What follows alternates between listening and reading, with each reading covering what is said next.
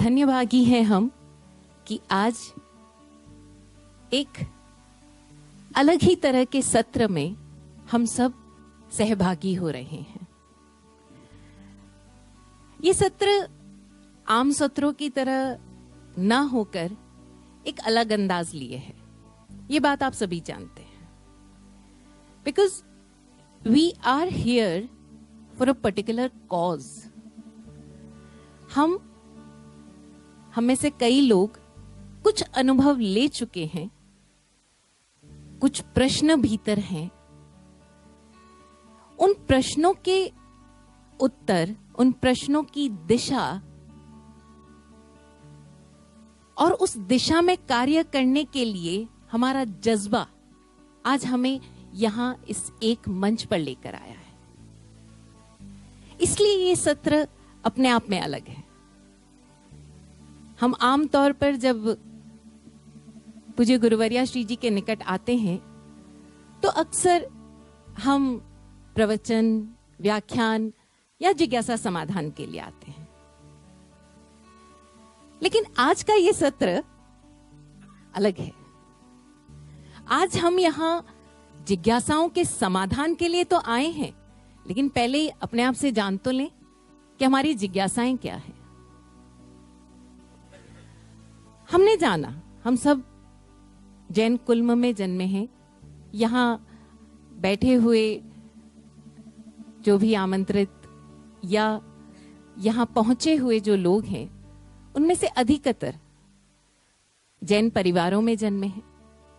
इसलिए जैन धर्म से एक अपनापा सा है। हम जानते हैं कि जो जैन होता है वो नमोकार मंत्र बोलता है, सामायिक करता है, और भी कुछ कई लोग ऐसे हैं जिन्होंने कई सूत्र पढ़ रखे हैं, और कई लोग ऐसे हैं जिनको सूत्रों के नाम भी नहीं पता। लेकिन क्या इससे हमारे जैन होने में कोई अंतर पड़ा?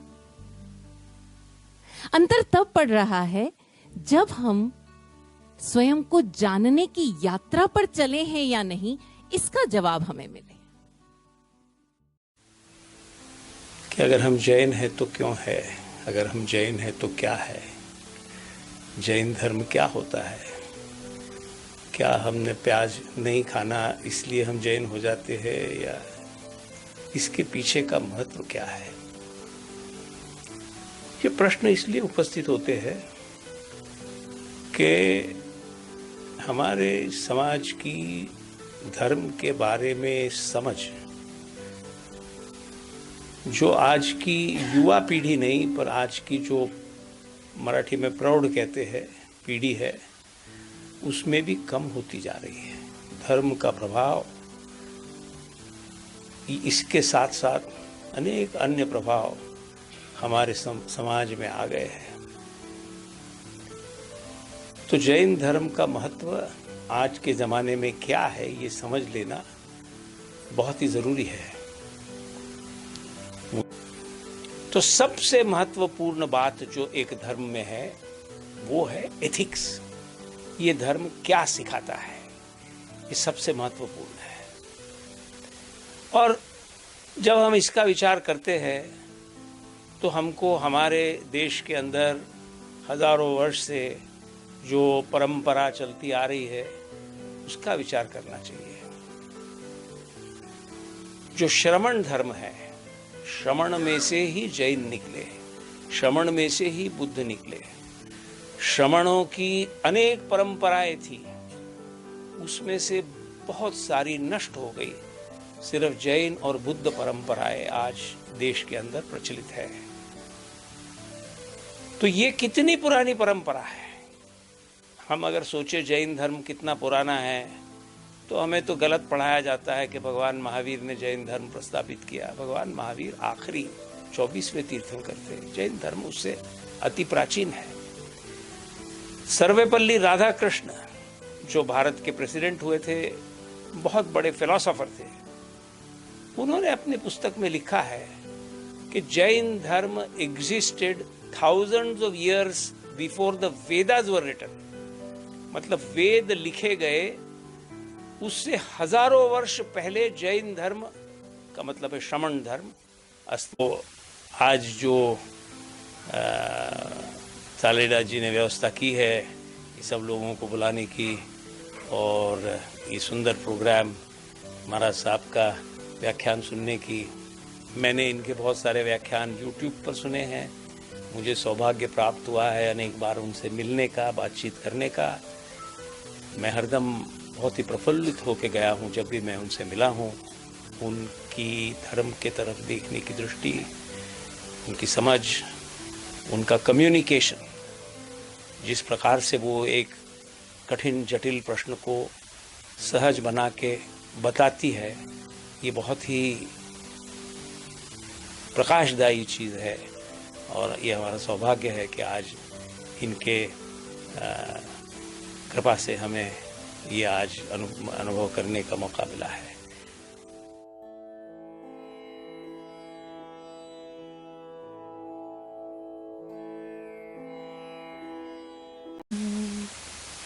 तस्मै श्री गुरुवे नमः। पंच परमेष्ठी परमात्मा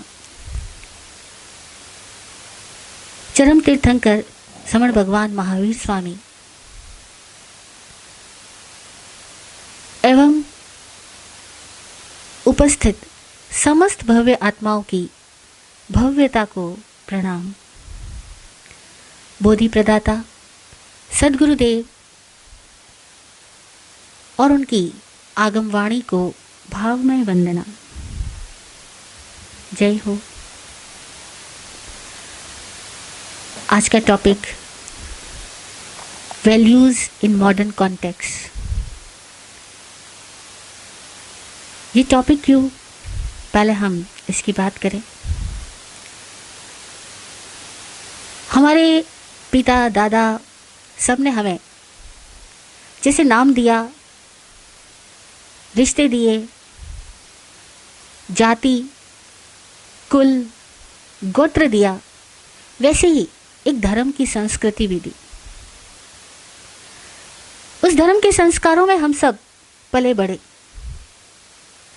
और हम सब जिस युग से आ रहे हैं उस युग के अंदर ज़्यादा प्रश्न नहीं पूछे जाते थे, और अगर कोई प्रश्न पूछने की थोड़ी बहुत हिम्मत करता भी तो उसको ये कहा जाता था, धर्म में शंका मत करो, समकित खत्म हो जाएगा। समकित क्या है ये चाहे ना पता हो, लेकिन समकित खत्म कैसे होता है ये सबको पता होता था कि प्रश्न उठाया तो समकित नष्ट हो जाएगा। और जो बड़े लोग कहते हैं उनके ऊपर क्वेश्चन लगाना यानी अविनीत होना। इसीलिए हमारे प्रश्नों को जहन में बहुत कुछ दबा दिया गया, चल गया। आप सभी लोग बड़े हो गए, लेकिन आज आपके बच्चे जब आपके सामने आए और आप उनको अपने बाप दादा से सुनी हुई बातें वापस सुनाने लगते हो तो वे सवाल उठाते हैं, और जब वे सवाल उठाते हैं तब आपके सामने एक दुविधा खड़ी हो जाती है, द्वंद्व पैदा होता है। और वह द्वंद्व बच्चा केवल प्रकट करा रहा है, गुप्त रूप से तो बचपन से आप सबके भीतर था ही। आप भी तब उसको मानना नहीं, जानना चाहते थे, लेकिन जाने कैसे, वो रास्ता शायद किसी को मिला किसी को ना मिला। लेकिन आज बच्चे कहते हैं कि जब तक हम जानेंगे नहीं तब तक हम मानेंगे नहीं।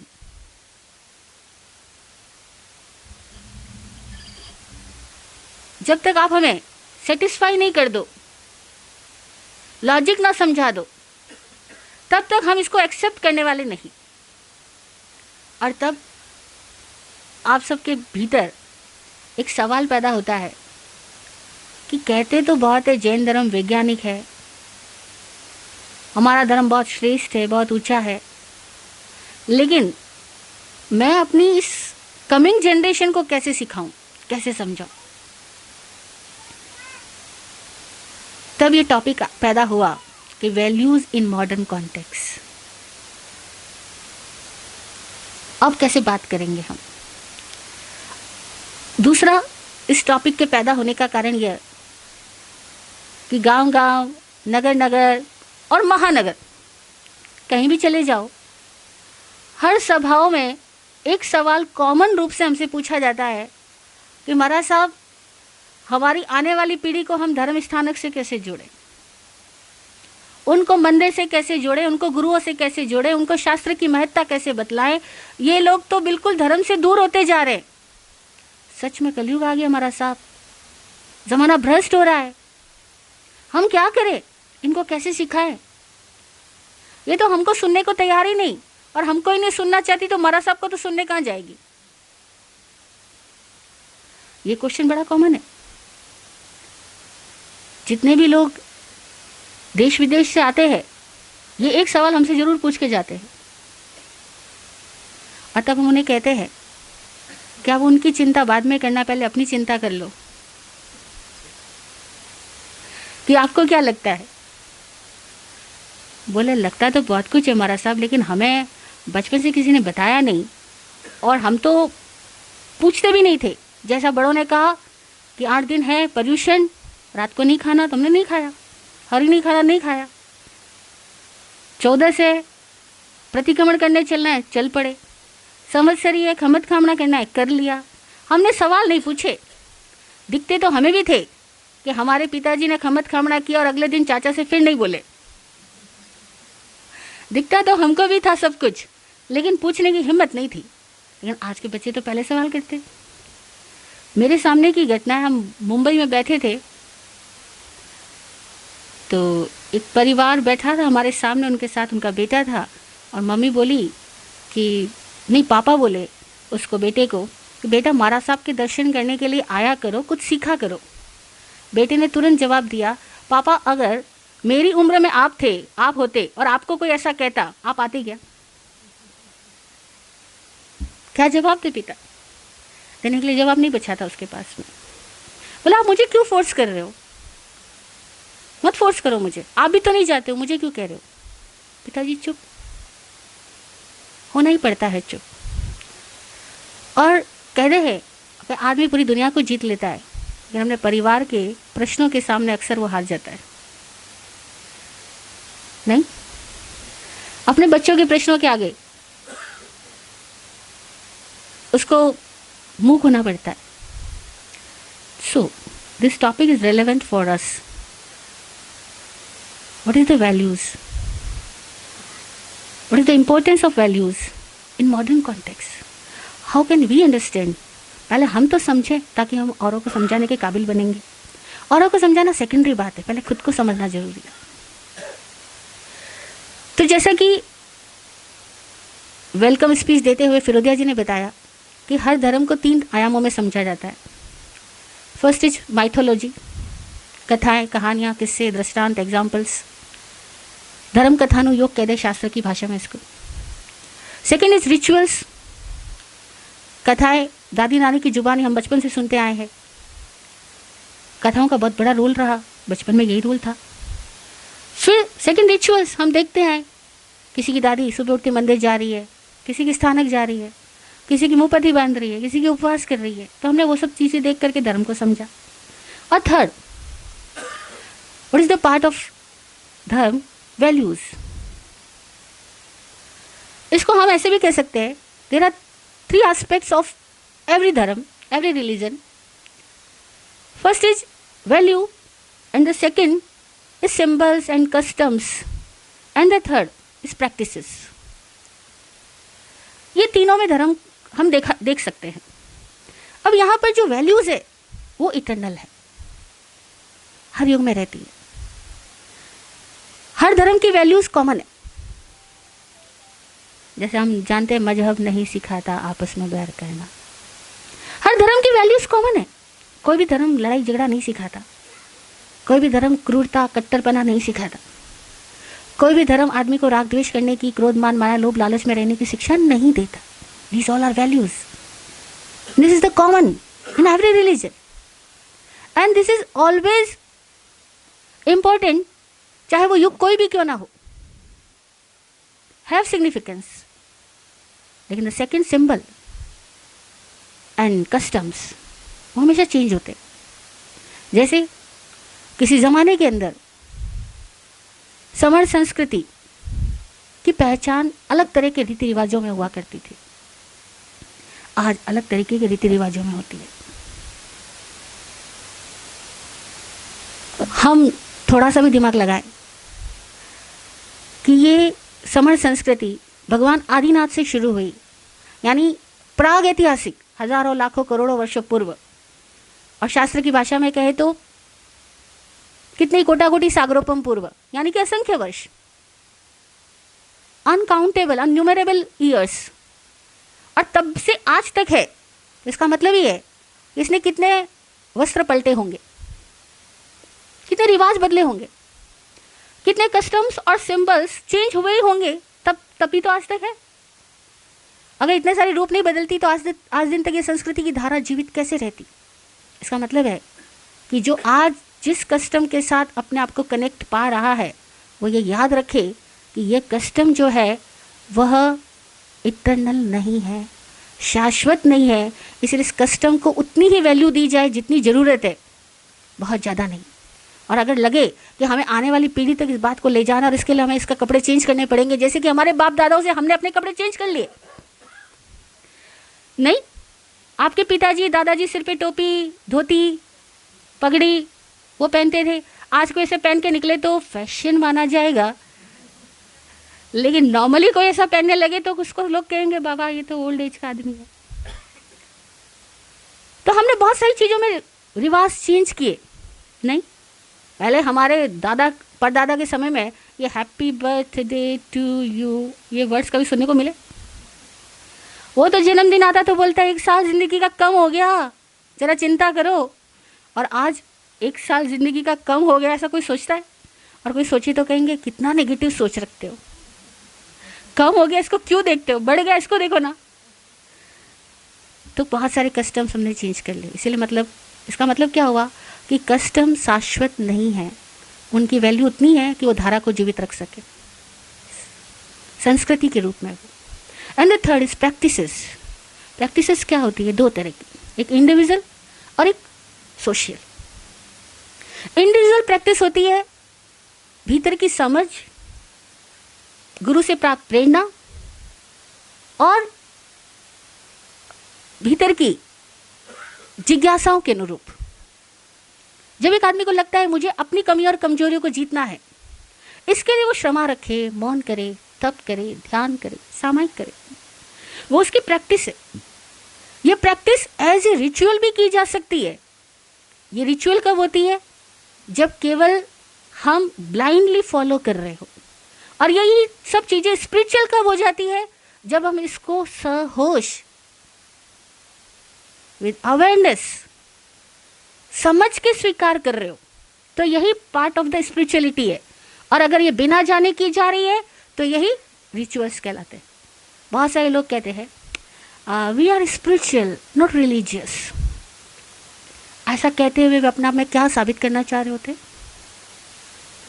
आजकल बहुत सारे बच्चे ऐसा बोलते होंगे, आप जैसे लोग भी बोलते हैं we all are just spiritual, we believe in spirituality, we don't believe in any ritual.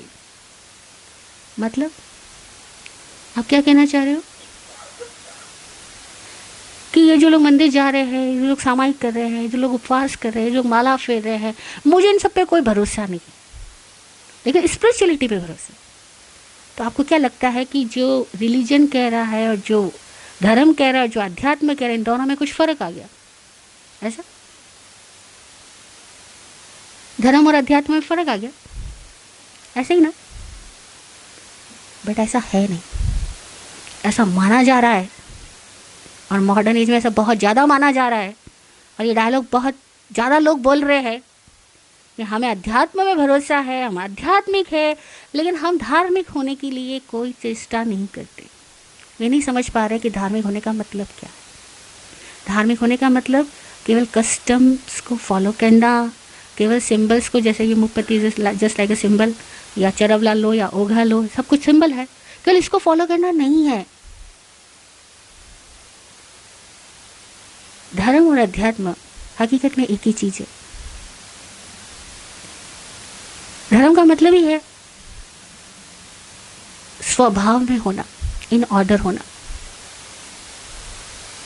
एक इंसान जब अपने स्वभाव पर चर्या करता है, इन ऑर्डर होता है, ऑटोमेटिकली वो अवेयर होता ही है। अगर वो अवेयर नहीं है तो आउट ऑफ ऑर्डर हो जाएगा। जैसे आप गाड़ी चला रहे हो और आप अवेयर हो तो ऑटोमेटिकली आपका अपनी गाड़ी पर कंट्रोल होगा ही, और आपकी गाड़ी अकॉर्डिंग टू लॉज ही चलेगी। लेकिन अगर आप आउट ऑफ ऑर्डर हो गए, आपने रूल्स ब्रेक कर दिए, आप एक्सीडेंट कर बैठे, इसका मतलब ही है कि उस टाइम में आप अवेयर नहीं थे, इन ऑर्डर नहीं थे, यानी आप धर्म में नहीं थे। तो जब व्यक्ति जो कार्य कर रहा है, अगर वो व्यक्ति उस कार्य को सहोश सजागृति कर रहा है, जो बोल रहा है उसे पता है मैं क्या बोल रहा हूँ, जो सोच रहा है उसे पता है मैं क्या सोच रहा हूँ, इस सोचने का परिणाम क्या हो रहा है, अगर उसको इतनी सजगता है, इतना ज्ञान है, तो ऑटोमेटिकली वो धर्म में है, और धर्म में जीना ही अध्यात्म जीना है। अध्यात्म मतलब क्या? स्पिरिचुअलिटी मतलब क्या? विद स्पिरिट जीना, मतलब जागृत जीना, क्षण क्षण जीना, अंधानुकरण नहीं करना, बहकावे में आकर, आवेश में आकर के नहीं जीना, प्रभावों में नहीं बहना, सहोश चर्या करना, वही तो अध्यात्म, वही धर्म। पर हम नहीं समझ पाते क्योंकि हमने धर्म का मतलब समझा कस्टम्स, धर्म का मतलब समझा रिचुअल्स, धर्म का मतलब समझा वह जहाँ सवाल नहीं उठाए जा सकते, जहाँ केवल विश्वास करना होता है, जहाँ केवल मानना होता है, जानना नहीं होता। हमने ऐसा समझा। क्यों समझा? क्योंकि वही पिक्चर हमें दिखाई गई थी, और अगर जो पिक्चर बचपन से दिखी हो उसकी छाप बड़ी गहरी होती है। कुछ दिनों पहले मैं एक युवक से पूछ रही थी कि आप आते हो भैया, आपके और फ्रेंड्स क्यों नहीं आते स्थानक में कभी प्रवचन सुनने, कभी महाराज साहब के पास? बोले महाराज साहब, उसके बहुत सारे कारण हैं। एक कारण यह है कि हम अपने घर में अपनी मम्मी, अपने पापा, अपने दादा दादी के द्वारा जो धर्म की पिक्चर देखते हैं वो पिक्चर हमें नहीं चाहिए, इसीलिए हम स्थानक में आते हैं।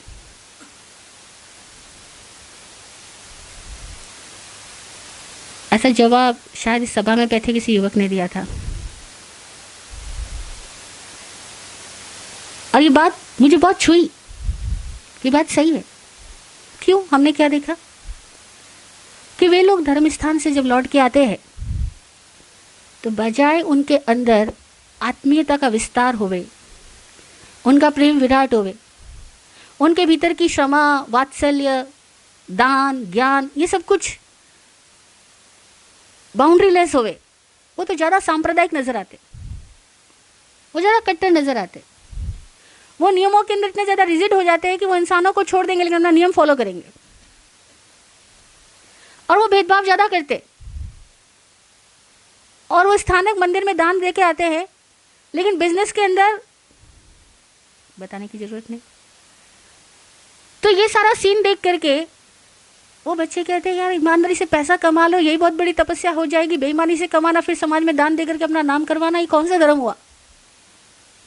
It's true. बच्चों की पोजीशन कितनी ऑकवर्ड हो जाती है, वो मम्मी पापा के सामने कुछ बोल नहीं सकते, इसलिए साधु संतों के पास जाने की इच्छा ही नहीं रखते। और फिर अगर साधु संतों के पास चले जाए तो वहाँ एक नई दिक्कत आ जाती है कि महाराज साहब लोग आते ही किसी आदमी को पचकान कराने की बात बोलते हैं, तो बच्चा कहता है ठीक है बाबा यही पचकान कर लेते, दोबारा ही नहीं आएंगे यहाँ। अब ये कुछ ऐसे सीन है जिस सीन के लिए मैं खुद क्षमा मांगती हूँ पूरे समाज से, सॉरी फील करती हूँ कि हम साधु संतों को भी विवेक होना चाहिए कि शास्त्र में लिखा हुआ है पड़मम नाणम तो दया, पहले ज्ञान, फर्स्ट नो देन एक्ट। तो हम पहले किसी को भी एक्ट के साथ, किसी को भी कंडक्ट के साथ, किसी को भी रूल्स के साथ कैसे कनेक्ट कर सकते हैं? पहले उसको ज्ञान तो दो, और ज्ञान बिना प्रेम के दिया ही नहीं जा सकता और लिया भी नहीं जा सकता। Is it true? बिना प्रेम के ज्ञान ना दिया जा सकता है ना लिया जा सकता है। इसीलिए जो ज्ञान नहीं दे सकता, जो प्रेम नहीं दे सकता, उस व्यक्ति के पास कौन जाना चाहेगा, इसलिए लोग दूर भाग जाते। और आप अपनी यंगर जनरेशन के लिए क्या सोचोगे? पहले खुद के लिए सोच रहे हो कि बाबा मैं ही नहीं आता। क्यों नहीं आता? आपको भी अपने रीजंस पता है क्यों नहीं आते। यू वांट प्रैक्टिकल अप्रोच जो तुम्हारी लाइफ के डे टू डे प्रॉब्लम्स के सॉल्यूशंस के रूप में धर्म बात करे, तो कौन सुनना नहीं चाहेगा। और जो डे टू डे लाइफ की प्रॉब्लम्स की बात ही ना करे, और जो प्रॉब्लम सामने नहीं है उस प्रॉब्लम को इरेज करके हमारे को और ज़्यादा स्ट्रेस दे देवे, उस धर्म के अंदर कौन आना चाहेगा? नहीं। एक युवक हमारे पास आया, बोल रहा था महाराज साहब भूल चूक से किसी एक दिन साधु के पास चला गया। तो मैंने कहा तो क्या हो गया? तो बोले उस साधु ने व्याख्यान में कहा कि ख्याल करो मर के कहाँ जाओगे, नरक में पड़ोगे। तो मैंने कहा फिर क्या हुआ? कि मैं तो सभा में खड़ा होकर के बोल दिया कि महाराज साहब पहले इस लोक की तो चिंता कर ले, फिर परलोक की चिंता कर। अभी तो इनकम टैक्स की रेट पड़ने वाली, उसकी तो चिंता कर ले। अभी बिजनेस नहीं चल रहा, उस कमाई की तो चिंता कर ले। अभी फैमिली के अंदर एक दूसरे के साथ प्यार से रहना नहीं आता, पहले इस बात की तो चिंता कर ले। रिश्तों को कैसे निभाया जाता है पहले ये तो सीख ले। जब ये नहीं सीख पाते तो हम नरक में जाएंगे, स्वर्ग में जाएंगे कि कहाँ जाएंगे, इन सब बातों को सोच करके हम अपने वर्तमान को क्यों खराब करें? तो बिल्कुल सही बात है। तो व्हाट इज द नीड? वाकई हम सब लोग कुछ परिवर्तन चाहते हैं।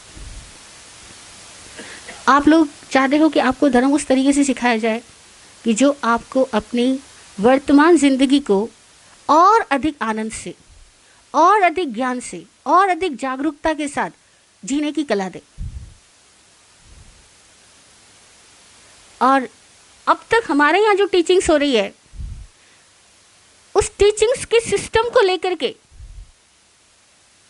हमें से कितने ही लोग वाकई असंतुष्ट है, और इसीलिए हम वहाँ जाना नहीं चाहते। तो क्या मैं ये कहना चाहूँगी कि आप जाओ? नहीं, मैं नहीं कहना चाहूँगी आप जाओ। मैं किसी को इंसिस्ट नहीं कर रही, फोर्स नहीं कर रही कि चाहे कुछ भी हो तुम जाओ, क्योंकि तुम जैनी हो, क्योंकि तुम्हें नियम लेना चाहिए, क्योंकि तुम्हें धार्मिक होना चाहिए।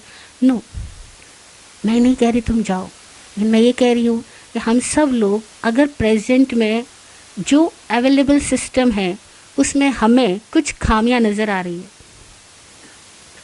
तो क्या हम एक नया सिस्टम डेवलप नहीं कर सकते? बट आई नो, मैंने एक छोटी सी कहानी कहीं पढ़ी थी। एक बहुत फेमस चित्रकार था, आपने भी किसी ने सुनी होगी ये कहानी। उस चित्रकार ने बहुत सुंदर पेंटिंग बनाई और एक दिन नगर के बीच चौराहे पे ले जाकर के रख दी, और उस पेंटिंग के साथ लिख दिया नीचे छोटा सा बोर्ड कि अगर आपको इस पेंटिंग में कोई कमी नज़र आए तो प्लीज़ इन्फॉर्म कीजिएगा। अब हम इंडियन लोग हैं, हमसे सलाह मांगी जाए, हाँ, हमसे सलाह मांगी जाए तो क्या हाल होगा? और केवल इंडियन की बात नहीं है, all over the world all humans are the same. क्यों? वो सब एक है। वो भगवान महावीर भी बोल के गए कि सारे मनुष्यों का एक ही दंडक है, मतलब इन सब की एक ही तरह की जीवन शैली है, अलग अलग नहीं है। चाहे आप अमेरिका में जाके रह लो, आदमी वहाँ भी वैसा ही अंधविश्वासी है, वैसा ही फियरफुल है, ऐसी ही सारी सोच उसकी भी है। कुछ हिस्सों में वो थोड़ा ज़्यादा इंटेलेक्चुअल नज़र आएगा, बाकी कुछ हिस्सों में वो भी वैसे ही रहेगा। तो बहुत सारे लोगों ने बहुत सारे नोट्स लिख दिए, इस पेंटिंग में ये होना चाहिए, वो होना चाहिए, ऐसा होना चाहिए, वैसा होना चाहिए। बल्कि कई लोगों ने तो उस पेंटिंग के ऊपर ही इसको ऐसे नहीं, इसको ऐसे करो, इस लाइन को यहाँ नहीं ऐसे करो, करते करते शाम तक वो पेंटिंग पूरी, उसकी हालत ऐसी हो गई कि शाम को जब पेंटिंग बनाने वाला चित्रकार वहाँ पहुँचा तो देख के हैरान हो गया कि उसको समझ नहीं आ रहा कि ये पेंटिंग उसी ने बनाई थी क्या। वो खुद पहचान नहीं पा रहा। और जब उसने सलाह वाली पुस्तिका पढ़ी तो इतनी सारी सलाह थी। घर पे लौटा बहुत उदास, इतना उदास था, उसका फ्रेंड उसे मिलना आया, बोला क्या हुआ? बोला मैंने सोचा मैंने सर्वश्रेष्ठ कृति बनाई, पर लोगों ने इसके बारे में जो राय दी वो राय सुन के मैं बहुत परेशान हो गया, और लोगों ने मेरी पेंटिंग की हालत जो की, मेरी कितनी मेहनत उसको ख़राब कर दिया। वो मित्र बड़ा समझदार था, उसने कहा एक काम कर, कल भी यही पेंटिंग वहाँ लगाना और लिखना कि जो लोग सलाह देना चाह रहे हैं वो कृपया करके एक अच्छी पेंटिंग बना करके यहाँ पे रखें, अपनी सलाह को पेंट करके यहाँ पे रखें। अगले दिन एक भी व्यक्ति, किसी ने ना तुलिका उठाई, किसी ने ना रंग को छुआ, किसी ने ना कैनवास को छुआ, सब चुपचाप लौट गए। और मैं समझती हूँ कि हम में से अधिकांश लोग ऐसे ही हैं कि अगर हम मौजूदा हालातों में कहीं असंतुष्ट है भी, तो हम नई प्रक्रिया के लिए जिम्मेदारी लेने के लिए, आगे का सेंटेंस मैं बोलूँ या आप?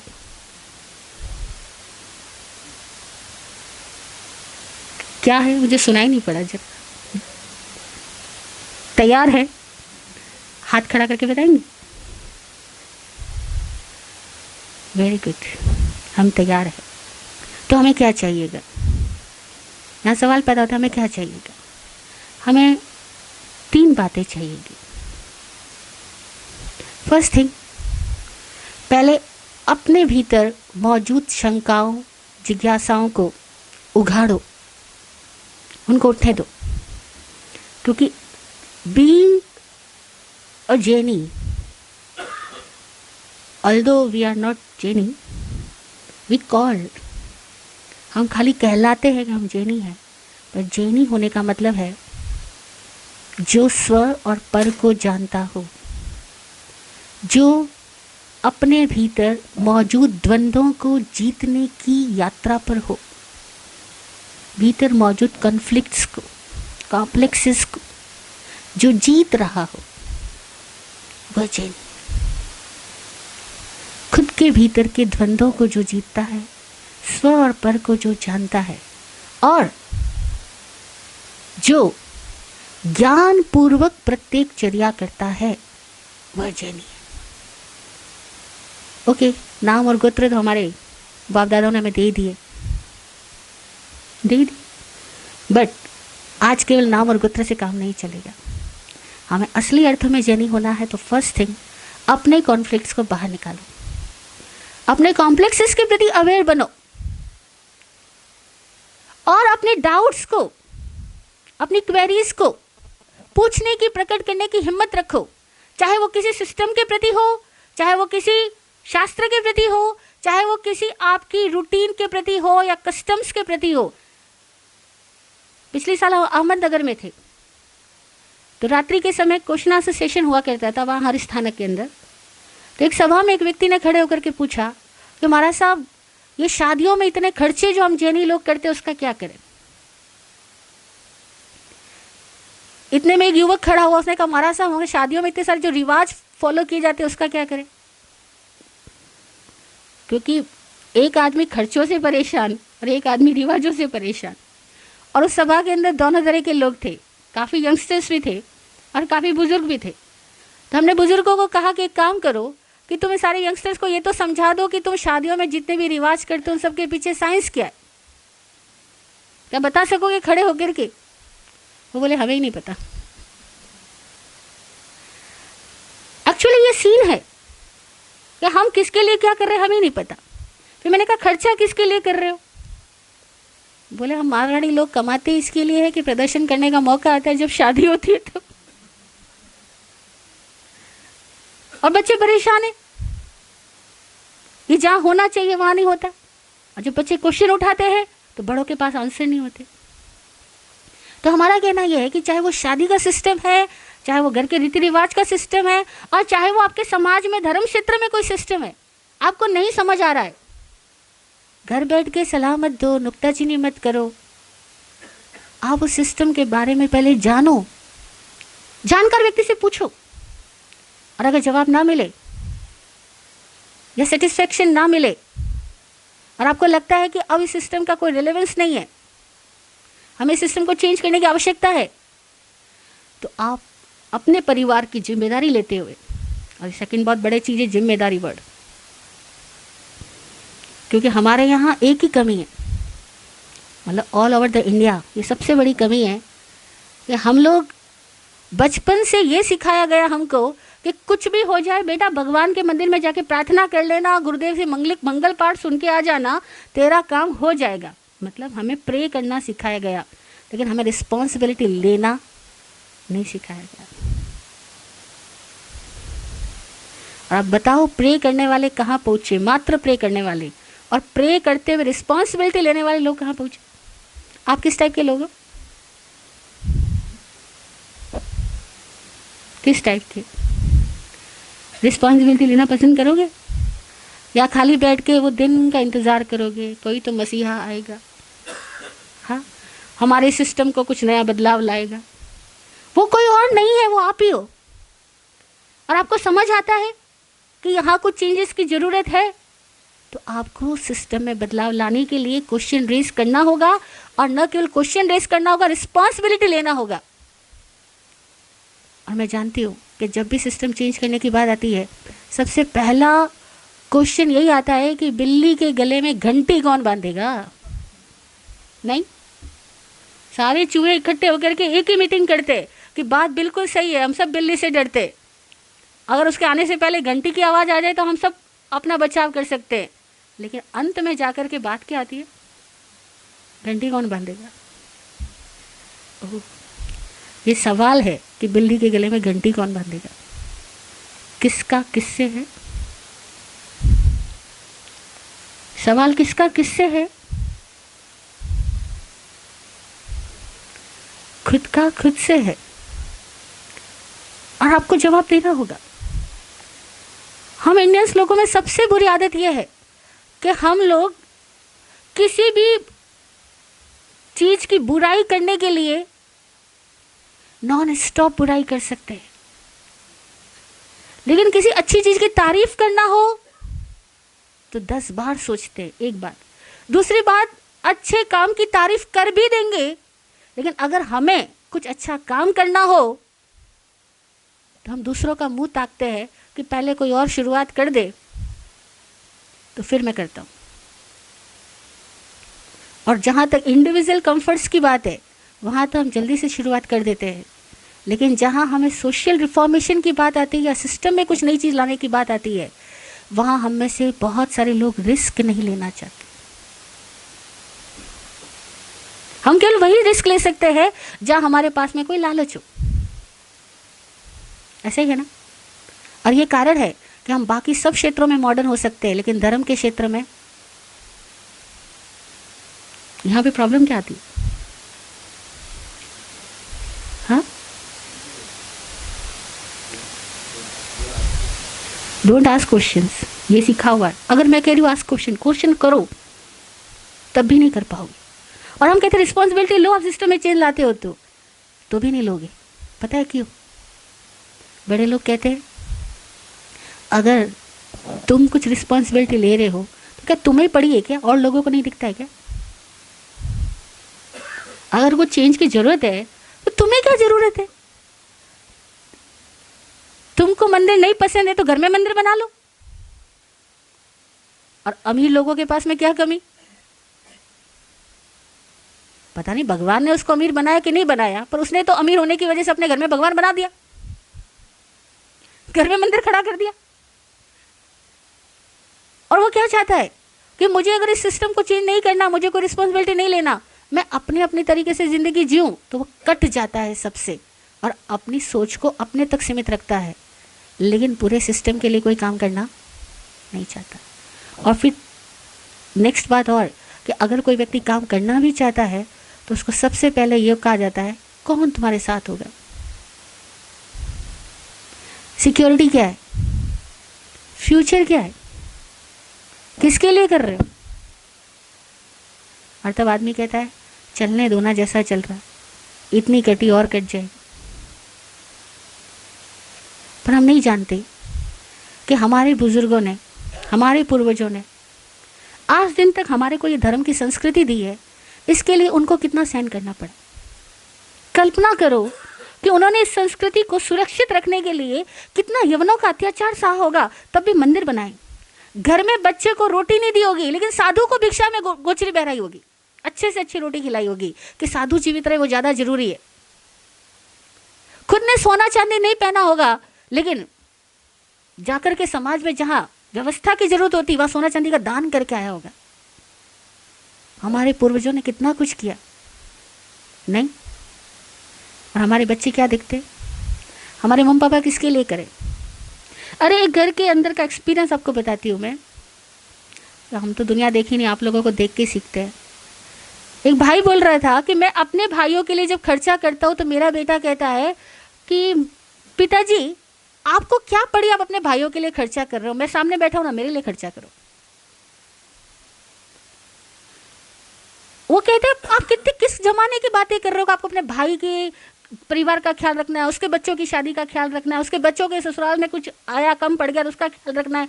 आप किन किन का ख्याल लेके बैठे हो? केवल आप अपना सोचो और मेरा सोचो। आज हम इस युग में आ गए, और फिर एक युग आएगा जब बेटे का बेटा हो जाएगा तो वो अपने पापा को भी नहीं सोचेगा। क्यों सोचेगा? नेचुरली हम इस युग में आ गए हैं कि हमारा प्रेम, हमारा सद्भाव, हमारा टैलेंट, वो सब कुछ अगर इसका योगदान कुछ हो तो खुद के लिए हो, खुद के परिवार के लिए हो, इंडिविजुअल ग्रोथ के लिए हो, लेकिन सोसाइटी की ग्रोथ के लिए अगर हम नहीं सोचते हैं तो सोचो, हमारे बाप दादा ने तो बहुत कुछ दे दिया, हम क्या देके जाएंगे? क्या देके जाएंगे? विराट गुरु जी की एक कविता है, सांस रोक कर आशा बांधे देखे दुनिया सारी, सांस रोक कर आशा बांधे देखे दुनिया सारी, पूर्व पुरुष दे गया बहुत कुछ अब है तेरी बारी, पूर्व पुरुष दे गया बहुत कुछ अब है तेरी बारी, बाइसिकल से गति दे गया वायुयान नभ सारा, सागर की गहराई देकर मस्तक तेरा उभारा, भावी संतति पूछ रही है तू किसका आविष्कारी, भावी संतति पूछ रही तू किसका आविष्कारी, पूर्व पुरुष दे गया बहुत कुछ अब है तेरी बारी, पार्श्व ज्योत को वर्धमान दे गए नया अंदाज, नए नियम से मूसा को ईसा ने लिया नवाज, ताक रही है जग की नजरें तू किसका आविष्कारी, पूर्व पुरुष दे गया बहुत कुछ अब है तेरी बारी, बहुमंजिला आवास पिता का मांग रहा है मरम्मत, तेरा बेटा शिक्षा चाहता सृजन नूतनी हिम्मत, कुछ तो कर अब ऐसा कि होवे भविष्य तेरा आभारी, पूर्व पुरुष दे गया बहुत कुछ अब है तेरी बारी। क्या देके जाएंगे अपने आने वाली पीढ़ी को? कौन से धर्म की संस्कृति पकड़ा के जाओगे? उनकी सोच में इस महान जैन धर्म के प्रति, इस जैन शासन के प्रति क्या दृष्टिकोण जगह के जाएंगे हम? यही कि हमारे साधु बहुत महान होते हैं लेकिन हमारे लिए प्रैक्टिकल नहीं, हमारे धर्म स्थान बहुत श्रद्धा के स्थान होते हैं लेकिन हमारी ग्रोथ के लिए, हॉलिस्टिक ग्रोथ के लिए हमारे लिए उपयोगी नहीं। क्या हम ऐसा पिक्चर उनको देख के जाना चाहेंगे? नहीं। फिर क्या होगा? क्या हमारे बच्चों को धर्म से कोई प्रयोजन नहीं है? क्या उनको धर्म से कोई लगाव नहीं है? ऐसा नहीं है। धर्म की जरूरत हर युग में थी, है और रहेगी। हमारे बच्चे, आपके बच्चे आपके धर्म को चाहे ना मानेंगे, न जानेंगे, लेकिन कहीं और जाएंगे जानने के लिए, और नई संस्थाओं के सदस्य बनेंगे जहां उनको कंफर्ट लेवल मिलेगा, मॉडर्न इक्विपमेंट्स मिलेंगे, जहां उनको बैठने के लिए अच्छी कुर्सी मिलेगी, बात करने के लिए उनकी अपनी लैंग्वेज मिलेगी, वो वहां जाना पसंद करेंगे। और जो हमारे बुजुर्गों ने हमारे लिए व्यवस्था दी, उस व्यवस्था के हिस्से ना हम बन रहे हैं तो हमारे बच्चे बनेंगे, इसकी तो हम आशा ही कैसे रख सकते हैं। और हम सब जानते हैं कि अगर एक चेन हो जिसमें बहुत सारी कड़ियां हो और एक कड़ी अगर टूट जाए तो बाकी की सारी कड़ियां अलग हो जाती है। और आज ज़्यादा सोचने की ज़रूरत हम लोगों को है। हम वो मध्य की कड़ी है जिनके पास उनके पिता है, किसी किसी के पास दादा है, और आपके पास अपनी संतान है। अगर आपकी कड़ी टूट गई तो आपकी आने वाली पीढ़ी छिटक जाएगी। उसके लिए जैन केवल एक सरनेम रह जाएगा, इससे ज़्यादा कुछ भी नहीं।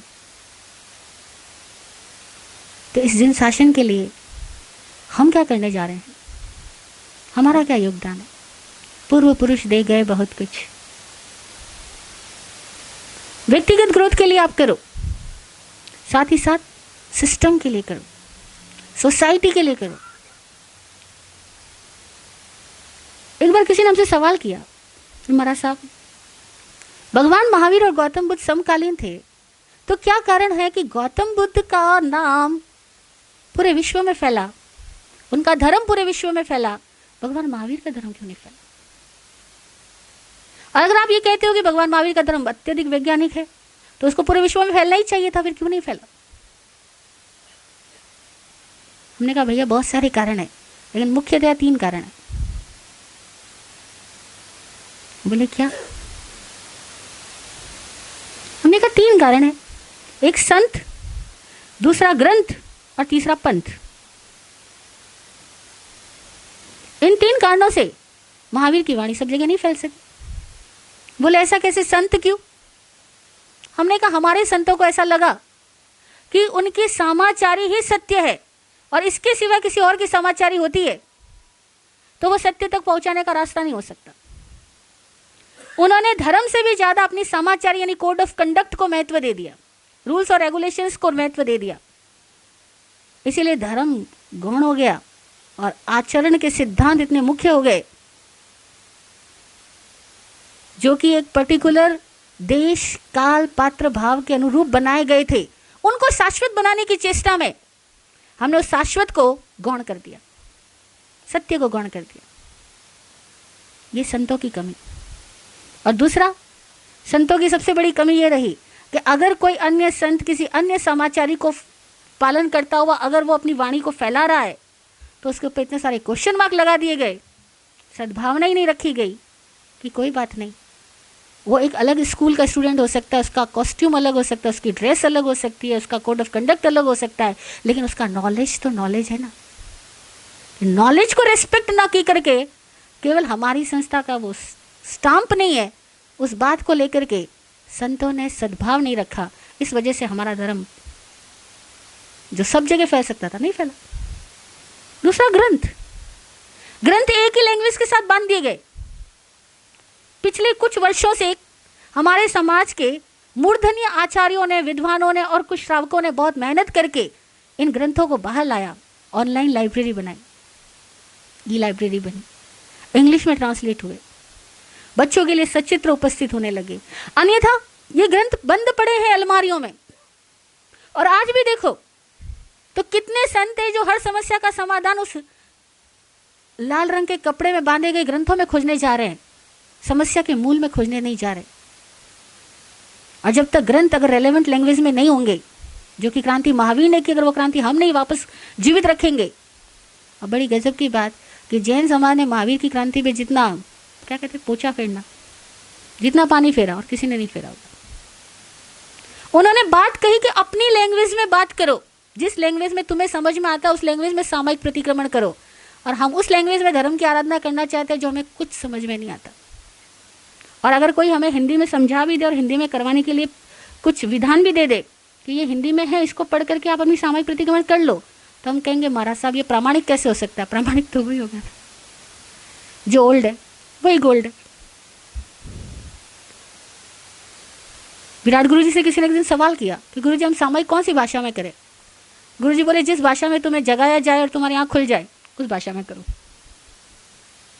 जिस भाषा में तुम्हें सपने आते हैं उस भाषा में करो। जिस भाषा को सुनते ही तुम्हें समझने के लिए दिमाग नहीं लगाना पड़ता उस भाषा में करो। और जिसको सुनने के साथ समझने के लिए तुम्हें दिमाग का उपयोग करना पड़ता है वो भाषा तुम्हारी ओन लैंग्वेज नहीं है, तुम्हारी प्राकृत नहीं है। जो तुम्हारी प्राकृत नहीं है, तुम्हारे लिए नेचुरल नहीं है, उसमें तुम धर्म की आराधना कैसे कर सकते हो? अगर कर भी लोगे तो तुम्हें ट्रांसफॉर्मेशन कैसे लाएगी? तो ग्रंथ ये कारण है, सीमित रख दिए गए तो फैल नहीं पाए तो लोगों को इस वाणी का ज्ञान ही नहीं हुआ और अनेकांत तरीके से ज्ञान नहीं हुआ। हमने अपने बाप दादाओं से जो पिक्चर देखी वो बहुत सीमित है। इन धर्म के अनेकांत रूप है जो हमने देखे ही नहीं, सुने ही नहीं, जाने ही नहीं। ये कितनी साइंस बता रहा है, उस तरीके से हमने कभी धर्म को शोधा ही नहीं और शोधने की बुद्धि नहीं दी गई। हमें एक ही बात कही गई कि केवल मानो मानो मानो, शोधो मत। महावीर ने ऐसा नहीं कहा। भगवान महावीर ने कहा पहले जानो, और यहाँ तक कह दिया कि जो जानता है वो मानता नहीं, जो मानता है वो जानता नहीं। उसको जानने की जरूरत ही नहीं बचती, मान ही बैठा है। पर हर आदमी मान रहा है, जानने की यात्रा पे नहीं जा रहा। और तीसरा कारण पंथों ने फैलने नहीं दिया इसको। आप देखो, एक सवाल करते हैं आपसे, जवाब देंगे? ईसाई धर्म दुनिया में सबसे ज्यादा व्याप्त है, आप ऐसा मानते? किसके कारण? ईसा के कारण या ईसा मसीह के कारण या ईसाइयों के कारण? ईसाइयों के कारण, नॉट ईसा मसीह के कारण। मुस्लिम धर्म दुनिया में बहुत ज़्यादा देशों में व्याप्त है, व्यापक प्रचार हुआ उसका। मोहम्मद साहब के कारण या मुस्लिमों के कारण? वाह, सबके आंसर राइट है। जैन धर्म दुनिया में नहीं फैला, भगवान महावीर स्वामी के कारण या जैनियों के कारण? किसके कारण? ओ, आपका जवाब गलत है। आपका जवाब गलत है। आप कह रहे हो जैनियों के कारण। सही जवाब क्या है? ना, मेरा सही जवाब चाहिए मुझे। सही जवाब दीजिए। ये सही जवाब है, हमारे कारण। मत कहो जैनियों के कारण। अगर फिर कहोगे जैनियों के कारण तो रिस्पॉन्सिबिलिटी किसी और के गले पे डाल दिया किसी और के कंधे पे रख रहे हो अपनी बंदूक को। मत कहो जैनियों के कारण, कहो हमारे कारण। हमारे कारण, हम में से प्रत्येक के कारण, मेरे कारण। ये बात समझ में आए हमको तो रिस्पॉन्सिबिलिटी लेना बहुत बड़ी चीज़ है। तो कोई कह रहा था कि जो लोग प्रेयर करते हैं वो रिस्पॉन्सिबिलिटी नहीं लेते, जो रिस्पॉन्सिबिलिटी लेते हैं वो प्रेयर नहीं करते हम कौन सी तरह के लोग हैं? हमें भी बचपन से प्रेयर करना शायद सिखाया गया, शायद, लेकिन रिस्पॉन्सिबिलिटी लेना शायद उतना नहीं सिखाया गया। कोई बात नहीं, आज हम नई दुनिया में हैं। पुरानी बातें छोड़ें। ये धर्म कितना प्राचीन है, कितना शाश्वत है, कितना वैज्ञानिक है, कितना अमूल्य है, सब बातें ठीक है, लेकिन आज उसका रेलेवेंस क्या? आज हमारी समस्याओं का समाधान इसमें है या नहीं? और अगर है तो हमें खोजना है, और अगर नहीं है तो भी हमें खोजना है। हमें सत्य का शोधी बनना है, ना पुजारी बनना, ना अनुयायी बनना, ना फॉलोवर, ना भक्त बनना, कुछ नहीं बनना। हमें सत्य का शोधी बनना है, खोजी बनो। ये खोजियों का मार्ग है। जिन खोजा तिन पाया, जिसने खोजा उसने पाया ये मार्ग। और ये वीरों का मार्ग है, कायरों का नहीं। कायर दूसरों की बात को मानता है, वीर अपने जमीर को जगाता है। हम कौन है? अपने जमीर को जगाने वाले या केवल फॉलो करने वाले? केवल फॉलो करने वाले, सिंपल सी बात। और वही कब? सावन भादवा में। वो भी कब? 8 दिन। वो भी कब? 1 दिन। वो भी कब, जो महाराज साहब सामने आ जाए तो, और अन्यथा वो भी नहीं। अगर हम ऐसे लोग हैं तो ये हमारे लिए नहीं है। और सच कहती हूँ, ये अल्टीमेट धर्म है। ये जो मार्ग हमें मिला है अल्टीमेट है। ये जिन शासन, ये उन ज्ञानियों का शासन है जिन्होंने खुद को रिफॉर्म किया, खुद में पूरे विश्व को देखा और अपने अंदर के परिवर्तन से इस विश्व में परिवर्तन लाया। विश्व में परिवर्तन करने के लिए वो कोई बिल्डिंग्स खड़ी करने नहीं गए थे। उन्होंने अपने आप को ऐसा बनाया कि उनके पास आने वाला वातावरण बदल गया। ये वो मार्ग है। और तब उनके होने से सिस्टम बनते थे। उन्होंने सिस्टम नहीं बनाया, उन्होंने हर आदमी को आंख दी, चश्मा नहीं पकड़ाया। ये वो धर्म है जो आंख देता है, चश्मा नहीं पकड़ाता। देख लो, चश्मा पकड़ना आसान है, आंख खोलना आसान नहीं, लेकिन ये वो मार्ग है। तो 3 कारण संत, ग्रंथ और पंथ ऐसे रहे जिन्होंने इस जैन धर्म को जन धर्म नहीं होने दिया, जिन्होंने इस जैन धर्म को फैलने नहीं दिया, इसके वास्तविक अर्थों को फैलने नहीं दिया। और सबसे बड़ा खेद क्या है कि जो जैन धर्म आज हमारे सामने जिस रूप में आ रहा है वो असली पिक्चर नहीं है। इसके लिए हम इतना बोल रहे। जो असली पिक्चर है वो आ ही नहीं रही अभी तक भी। कुछ शब्द आ रहे हैं, ऑथेंटिक शब्द आ रहे हैं, लेकिन उन शब्दों के पीछे जो कॉन्सेप्ट है वो नहीं है। जो शब्दों का राइट अंडरस्टैंडिंग होनी चाहिए वो हमारे पास नहीं है। बचपन से हमें सिखाया जा रहा पाप पुण्य, कर्म बनता है, कर्म करता है, संवर, निर्जरा, मोक्ष, लेकिन इसके पीछे सही विजन क्या होना चाहिए वो हमारे पास है ही नहीं। और उनके पास नहीं, जो बड़े बड़े स्कॉलर्स है उनको देख करके खेद होता है कि ये क्या हो रहा है। क्यों ना इनको राइट एक ऐसा स्थान हो जहां पर कि उनको सही समझ तो दी जाए। इसके लिए थोड़ा सा प्रयास हम कर रहे हैं। आपको लगता है अगर ये प्रयास आपको भी साथ में करना चाहिए, आपको भी साथ होना चाहिए, आपको लगता है आप भी अपने भावी पीढ़ी के लिए कुछ करना चाहोगे, अपने आप के लिए कुछ करना चाहोगे, तो बात करो। अन्यथा तो कोई बात नहीं। प्रवचन तो बहुत दिए हमने, बहुत लोगों ने सुने, सुन करके लोग बहुत प्यार से तारीफ करके चले जाते हैं, लेकिन उनको कहो जरा आप लोगे क्या कोई जिम्मेदारी? कहते महाराज साहब घर के बहुत काम पड़े। सवाल आपसे फिर कर रही हूँ, किसी के मन में कोई भाव उठा गया? एक हाथ खड़ा हुआ, थैंक यू भैया, वाह, थैंक यू। कुछ लोग जुड़ो और जुड़ करके पहले 3 काम करो। पहले खुद के क्वेश्चन सॉल्व करो, खुद को सीखना, समझना और चलाना सीखो। फिर मौजूदा सिस्टम में आप जो परिवर्तन चाहते हो उस परिवर्तन के लिए केवल पंचायती मत करो, खुद परिवर्तन लाने वाले बनो। और फिर तीसरा, जो काम आप कर रहे हो उसको फैलने दो, बांधो मत, किसी कारण से मत बांधो। कोई के भविष्य की चिंता, कोई के कौन क्या करेगा, कोई कल तुम्हें कौन रोटी डालेगा, कल तुम्हें कौन पूछेगा, अपनी बेटी की शादी कहाँ करोगे, सब बातों को छोड़ देना, सारे डरों को छोड़ देना। जो डरता है वो जिन मार्ग का पथिक नहीं हो सकता है। ये जिनों का मार्ग है, नमो जिनानम जी अभयानम का मार्ग है। तो डर छोड़ करके कर सको काम तो करना। अगर ये 3 बातों के लिए तुम तैयार हो, रिस्पॉन्सिबिलिटी लेने के लिए तैयार हो, ये प्रोग्राम केवल उन लोगों के लिए विशेष रूप से आयोजित किया गया कि कुछ तो लोगों के मन में विचार है, भाव है, वो कुछ करना चाहते हैं लेकिन समझ नहीं पा रहे कि क्या करें, तो सिस्टम लाना चाहते हैं तो लाओ, करो। और इसके लिए क्या तरीके हो सकते हैं? आप सब लोगों के पास में इतनी समझ है, आपने अपने बिजनेस को फैलाया पूरे विश्व में। यहाँ बैठी ऐसी विभूतियां जिन्होंने पूरे विश्व में अपना नाम किया है अपने बिजनेस के थ्रू, क्या इस धर्म के लिए नहीं कर सकोगे? फिरोदिया जी, दर्डा जी, सुभाष जी, प्रफुल्ल जी, श्रॉफ जी और बहुत सारे लोग जिनके भी शायद नाम भी नहीं जानती, अजीत जी, आप सब लोग, आपने पूरे अपने बिजनेस को कैसे ग्रोथ किया, कैसे पूरे विश्व में फैलाया? क्या इस धर्म के लिए नहीं कर सकते? क्या जिन शासन के लिए नहीं कर सकते? क्या आने वाली पीढ़ी के लिए नहीं कर सकते? कर सकते। आप करोगे, मैं मददगार बनूंगी, मैं केवल सहयोगी बनूंगी। आप करो, जागो। और यही पूना की धरती, मुझे आप जैसे लोगों ने बताया, हमारा सही पूना की धरती है, वीर सावरकर की धरती है, सावित्रीबाई फुले की धरती है, ये महान पुरुषों की धरती है, महान लोगों की धरती है। तो मैं बोली फिर महान लोगों के बीच में बात करके जाऊँ ना यहाँ से। जय हो। Common language. So actually he democratized knowledge. So we all need to do this. See, we have mystified knowledge so much that we ourselves don't understand. But we will try our best. We'll give it our shot. जिम्मेदारी लेने की कोशिश करेंगे. And with all that, I think we propose to meet on Monday 7th.